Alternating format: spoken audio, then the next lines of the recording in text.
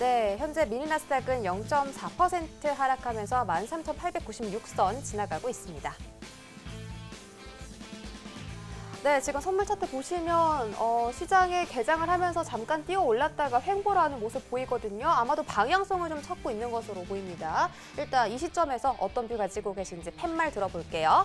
하나, 둘, 셋. 아우, 매도, 빠밤 매도가 나왔는데 오늘 그럼 조정이 나올 거라는 말씀이신가요? 조정이라기보다는 상승 제한이 나올 가능성이 높다라고 보고 있습니다. 자, 일단 오늘 전반적으로 나스닥이 이제 어제 새벽 기준으로 이제 13,820선까지 밀렸었어요. 그러니까 이제 제가 어제도 방송 나왔지만 네. 그때 당시 기준으로 100포인트가 더 밀려서 장세가 마감을 이제 저가를 만들어 준 거거든요. 자, 오늘도 지금 현재 예전 저가, 이제 전일 저가까지 근처에 다다랐지만은 이게 좀 아슬아슬하게 저가 갱신은 이루어지지 않았다는 점이 일단 좀 증시에서 중요한 것 같고, 네. 이제 아래쪽에서 800선은 잡아주겠다, 이제 이런 그림이 좀 나온 것 같아요. 자, 다만 나스닥이 추가적으로 상승을 보여주려면은 최소한 지금 13,945포인트를 좀 돌파를 해줘야 됩니다. 그래서 오히려 오늘 저항가, 그러니까 여러분들이 오늘 매도로 진입해 볼 만한 자리값 같은 경우에는 13,945포인트가 적당할 것으로 보여집니다. 알겠습니다. 지금 이 시점에서 추세적인 전환이 나오려면 13,945포인트 돌파가 나와야 하는데 만약에 이 돌파를 뚫지 못한다면 그 시점에서 매도를 들어가 보는 게 좋을 것 같다라고 말씀해 주신 것 같습니다. 자, 지금 미니 나스닥이 1분봉으로 갑자기 상승을 띄우면서 하락폭을 줄여가고 있습니다. 13,900포인트 돌파가 나왔거든요. 네, 지금 차트 보면서 저희가 자세하게 전략 들어볼까요? 알겠습니다. 네. 자, 지금 오늘 전반적으로 이제 증시에서 실적 발표가 호조다, 경기 지표 발표도 좋다, GDP도 1분기 상당히 개선된 모습을 보여주고 있고, 네. 신규 수업 수당 부분에서도 최저치를 보여주면서 점차 이제 현재 시장에서 예전 코로나 팬데믹 이전 시대로 돌아오고 있는 가장 전반적으로 개선되는 시장의 모습을 보여주고 있습니다. 자, 그런데도 현재 이런 흐름에도 증시가 좀 크게 힘을 받지 못하고 있는 것은 아마 어제도 말씀드렸던 것처럼 금리에 대한 압박이 현재 시장을 좀 누르고 있다라고 평가를 내리시는 게 좋을 것 같고요. 네. 자, 전일 같은 경우에는 이제 금리 자체의 레벨이 1.68포인트까지 올라가게 되면서 예전 1.7%대를 이제 강하게 갱신했던 자리까지 한번 올라오게 됩니다. 그러니까 이제 금리에 대한 이제 압박이 증시를 한번 눌렸다라고 보시는 게 제일 좋을 것 같고, 지금 현재 상황에서도 금리가 조금 이제 1.65%대를 좀 왔다 갔다 하게 되면서 증시에서도 현재 크게 방향성을 잡지 못하고 있습니다. 그러니까 어떻게 보게 되면은 경기 개선에 대한 흐름이 경제 측면은 좋을 수 있으나 그 매매하시는 분들한테는 조금 좋지 못하게 지금 작용을 하고 있다라고 저는 보고 있거든요. 그래서 오늘도 아마 이 금리, 그러니까 이제 현재 증시에 압박을 주고 있는 금리가 오늘도 어느 정도 지지력을 유지할 것으로 보여집니다.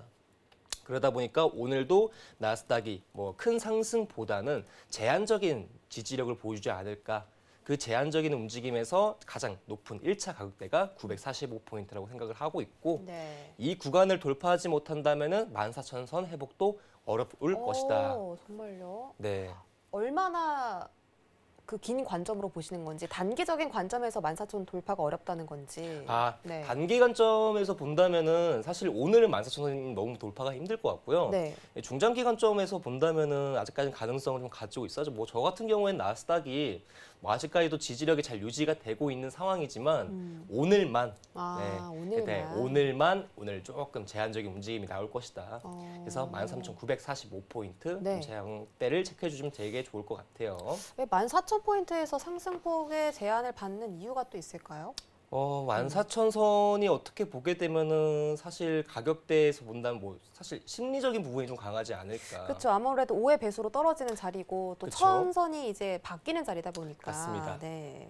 그래서 저 같은 경우에도 나스닥이 만약에 오늘 시점에서 만약에 14,000선을 강하게 돌파하더라도 그 위쪽에서는 유지가 나오기 힘들다고 생각을 해요. 그러니까 제가 드리고 싶은 말씀은 오늘 전반적으로 이제 나스닥이 아까 말씀드렸던 이 945, 그렇죠? 이 945를 계속적으로 상승 제한이 나올 가능성이 높은데 네. 945가 깨지게 되면은 제 생각에는 14,000선까지는 그냥 날아갈 가능성이 높아요, 여러분들. 아. 추세 전환이라고 볼 수가 있는 거겠죠. 그런데 이 생각이 문득 들더라고요. 나스닥이 아무리 14,000선 위로 가더라도 현 시점에서는 고점 랠리가 상당히 버거워하는 그림을 많이 볼 수가 있습니다. 차트를 보시더라도 14,000선 회복 이후에 그렇죠? 고가를 계속적으로 두 번 정도 갱신함에도 불구하고 계속적으로 낙폭 범위를 넓히고 있단 말이에요. 이날에서도 마찬가지고요. 14,000선 회복 이후에도 상당히 그다음 랠리를 부담스러워하는 움직임이 계속적으로 나온다. 네. 그러다 보니까 우리 아나운서님이 말씀하신 네. 게 정확히 뭔지 알아요. 14,000선 돌파 이후 상승이 나올 수가 있나? 그러니까 더 높은 고가 갱신에 대해서. 네. 저는 14,000선 돌달할 수는 있더라도 네. 그 위까지는 현재는 많이 어렵다라고 생각을 하거든요. 왜일까요? 일단은 지금 뭐 네. 어제도 말씀을 드렸지만은 그 나스닥 어떻게 보면 증시 그러니까 위험 자산에서 본다면 가장 큰 변수가 이제 가장 큰 변수가 현재 금리라고 보는 게 맞아요. 아. 왜냐면은 사실 실적이라든지 네. 볼 수 있는 뭐 기본적인 분석에서 사실 상당히 뭐 제한받을 게 없거든요. 그렇죠? 뭐 FOMC도 상당히 완화적이었고 그리고 실적 발표도 호실적 발표가 나왔고 경기 개선도 상당히 좋게 계속 나오고 있어요. 1분기 GDP도 아까 말씀드렸던 것처럼 상향 개선이 되었고 자 그런데도 증시가 나아가지 못하는 것은 다른 거에서 찾아보는 게 맞거든요. 네. 그러니까 외부적인 것보다는 내부적인 것을 좀 보는 게 맞는데 제가 보기에는 이 금리가 지금 나스닥의 발목을 꽉 잡고 있지 않는가 이렇게 생각하시는 게 맞을 것 같습니다. 네. 그래서 최소한 금리에 대한 레벨체가 낮춰져야 된다는 게 1차 가정이거든요. 아. 그래서 지금은 이제 1.6%대 상회를 계속적으로 하고 있는데 나스닥이 다시 한번 재차 고점 랠리가 이루어지려면은 어쩔 수 없이 이 시장 금리가 이제 조금 낮은 레벨로 갈 수밖에 없으니까 낮은 레벨로 이루어져야 된다고 생각합니다. 그래서 최소한 금리가 1.6%대 미만으로 빠졌을 때 그때부터 다시 한번 나스닥이 힘을 되찾지 않을까 이 생각을 가지고 있는 거고요. 금리는 사실 2%까지, 2%까지 오를 거라는 그런 견해가 많았잖아요. 그리고 그쵸. 금리가 상승하는 사실 이 가파른 속도 그런 게 중요한 것이지 당연히 금리는 시장이 회복하면서 경기가 회복하면서 2%까지 올라갈 수밖에 없다라는 의견이 지배적이었고 맞습니다. 그렇게 따지면은 왜 금리가 1.6% 이하를 그러니까 하회를 해야지만 나스닥이 상승할 수 있는지 궁금한데요. 저는 네. 시장이 이렇게 생각을 해요. 그러니까 아까도 우리 아나운서님이 말씀 주신 것처럼 네. 금리가 현재 시장에서 그렇게까지 이제 예전처럼 부담스러운 변수는 아니라고 생각을 하거든요. 네. 뭐 시장에서 반영되는 것도 이제 금리가 이제 2%대 이상으로 올라갈 가능성도 염두를 해두고 있다. 네. 뭐 그리고 이제 그에 따른 연준의 태도 자체도 뭐 괜찮다. 2%대 올라가더라도 우리는 뭐 아직까지는 증시 개선될 수 있고 좋은 상황인데 제가 보기에는 시장이 단순하게 두려워하는 것 같아요. 지금 나스닥이요. 지금 현재 연고점 레벨로 본다면은 사실상 계속적으로 이제 고가 갱신이 이루어지고 있는 거고 그리고 이때 당시 2020년도 당시에 코로나 팬데믹 이후 사실 가장 사상 최고치의 상승을 보여줬거든요. 그 다음에 이제 이번 연도 들어와서도 연고점을 계속적으로 갈아치우는 등 사실상 이제 무서운 상승세를 보여주고 있는데 사실 여러분들이 나스닥을 오늘 매도할지 매수할지 계속 고민을 하실 거예요. 그렇죠? 또는 반대로 뭐 증시 자체가 상당히 난 또 좋아질 거다. 근데 우리는 그걸 하나 알아야 됩니다, 여러분들. 사실상 나스닥이 고가가 어디까지 지금 실현될 수 있을지 아무도 모르는 거거든요. 그런데 여러분들 보시면 아시겠지만은 나스닥은 지금 어떻게 보게 되면 사상 최고치 가격대 근처에서 계속 놀고 있는 거고요. 그렇죠. 네. 그러면은 시장 투자자 입장에서는 현재 구간에서는 사실상 부담스러워할 수밖에 없는 레벨이죠. 증시가 아무리 오른다 하더라도 숫자는 무시 못하는 거거든요. 그렇죠? 그러다 보니까 이 부담스러운 가격대에서는 이 사소한 작은 바람에도 그러니까 변수에도 증시가 좀 흔들릴 수 있다. 아무리 호재적인 발표가 있더라도 여러분들 흰색 화면에 검정 색깔 잉크 하나 떨어뜨리게 되면은 흰색 배경보다 검정색 그 잉크가 조금 더 눈에 띄거든요. 어쩔 수 없이. 그렇죠? 그게 제가 보기에는 이제 금리라는 변수라고 생각을 해요. 지금 시장 분위기 자체는 너무 좋은데 이 금리라는 변수 하나가 사실상 시장에서 엄청난 악재가 될 수 있는 변수를 가지고 있는 거거든요. 어쩔 수 없이 우리가 높은 레벨에서 그러니까 트레이딩을 가져가고 있기 때문에 이 작은 변수 하나 시장 투자자들이 현재 두려워하고 있다. 이렇게 보시는 게 맞습니다. 그래서 오히려 지금 사실 시장에서는 뭐 금리 문제될 거 없다, 뭐 2%대까지 용인한다, 연준 봐라 이렇게 얘기가 나오더라도 사실 트레이딩하는 관점에서 본다면은 네. 또는 반대로 시장 투자자들의 입장에서 본다면은 금리는 무시할 수 없는 하나의 뭐 변수 조건이 되지 않을까 이 생각을 하고 있는 거죠. 네, 알겠습니다. 나스닥은 지금 13,900포인트를 뚫어주려다가 결국은 실패하고 다시 좀 밑으로 하방권에서 움직이는 그런 모습이거든요.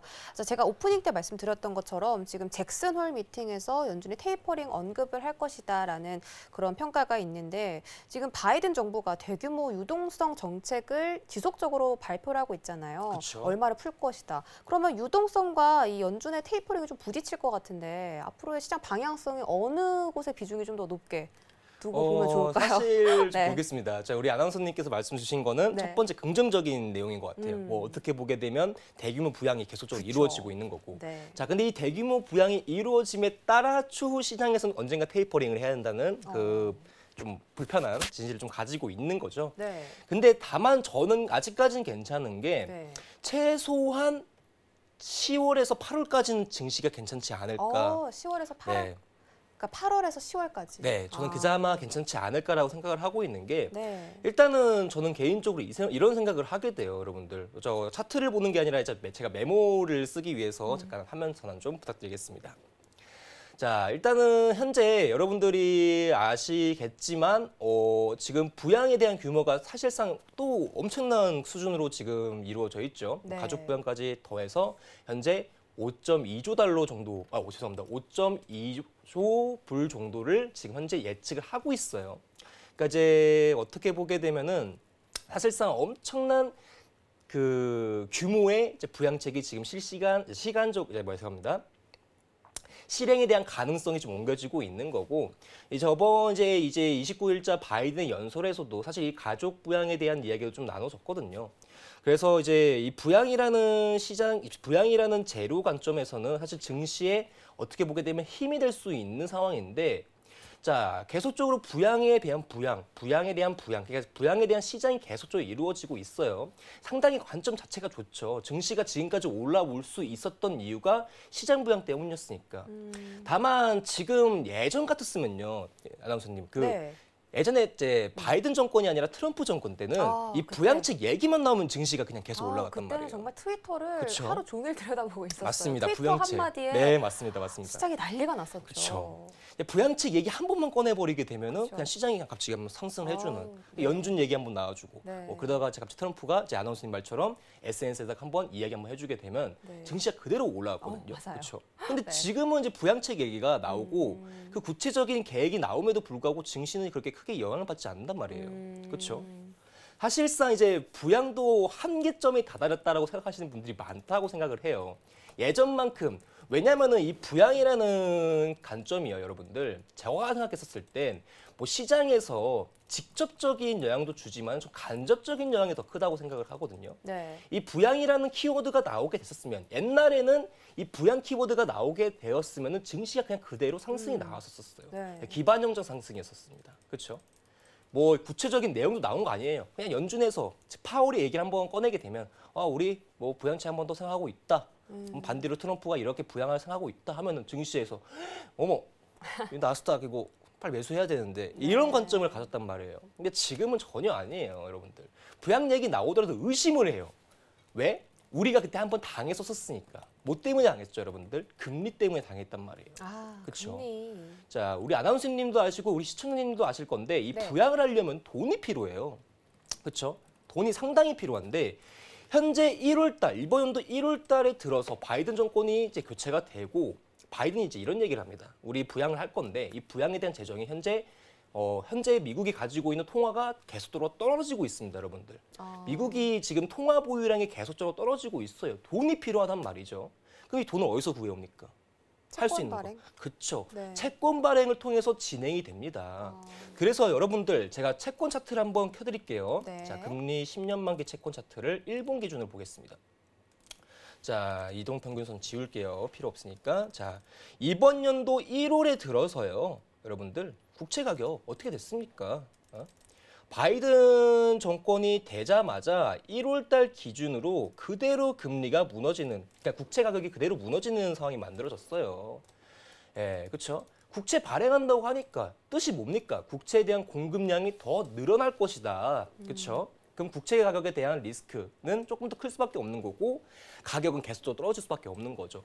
이전까지는 유지가 잘 됐어요. 왜? 미국의 돈이 어느 정도 유지가 됐었거든요. 통화량도 가지고 있었습니다. 이때 당시에는 채권 발행할 필요 없이 미국이 가지고 있던 재정을 규모로 부양책을 실시할 수 있었던 반면 1월 달 들어서는 상황이 완전히 좀 정반대가 된 거예요. 돈이 없는 겁니다. 근데 시장에선 부양을 해야 돼요. 그럼 뭘 해야 됩니까? 채권 발행. 그렇죠.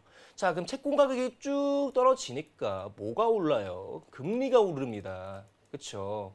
금리, 시장 금리라 볼 수 있는 미국 10년 수익률이 올라가 버리게 되는 거예요. 자, 그렇기 때문에 현재 이 부양이라는 게 사실 어떻게 보게 되면 시장에서 뭐 소비 심리를 자극할 수 있고, 그렇죠? 소비 심리를 자극할 수 있고 시장에 대한 강한 모멘텀을 개선할 수 있는 재료이긴 하지만 오히려 단점도 가지고 있다. 그 단점이 뭐냐? 금리 반발이라는 하나의 키워드를 가지고 있는 거겠죠. 즉 부양을 하되 부양이 지금은 증시의 좋고 나쁨 이 두 가지 모든 양면성을 가지고 있기 때문에 예전처럼 부양 얘기 나오더라도 증시가 올라가기 힘이 없을 수밖에 없다. 다들 알고 있는 거예요, 여러분들. 그렇죠? 자, 그러다 보니까 현재 부양이라는 뭐 대규모 뭐 얼마 하겠다라는 게 다 빚이라고 저는 생각을 하거든요. 안 되면 지금 바이든이 증세라도 걷어가지고 하려고 하잖아요. 그렇죠? 어떻게 보면 부양이라는 것은 지금 시장에서 꼭 필요한 것일 수는 있지만 오히려 시장에 대한 모멘텀을 죽이는 재료일 수도 있겠다라는 생각이 들더라고요. 그래서 이전 뭐 부양 체계가 나올 때만큼 강한 개선세가 안 나오는 것이고, 그렇죠? 자, 그러면은 오히려 시장에서는 이 부양보다는 테이퍼링의 포커스를 좀 더 가져갈 수밖에 없지 않을까? 오히려 이제 긍정적인 부분보다는 이제 부정적인 시간을 조금 더 따라가는 거겠죠. 다만 아직 이 테이퍼링도 시기가 아직까지 적절하지 않다고 저는 생각이 들어요. 뭐 그 이유는 제가 뭐 시간이 지금 너무 좀 소모가 됐기 때문에 골드도 해야 되고 오일 리로도 해야 되기 때문에 노란 톡방으로 오시게 되면 현재 이 테이퍼링에 대한 관점이 언제쯤 이루어질 수 있을까 제대로 설명드리도록 하겠습니다. 알겠습니다.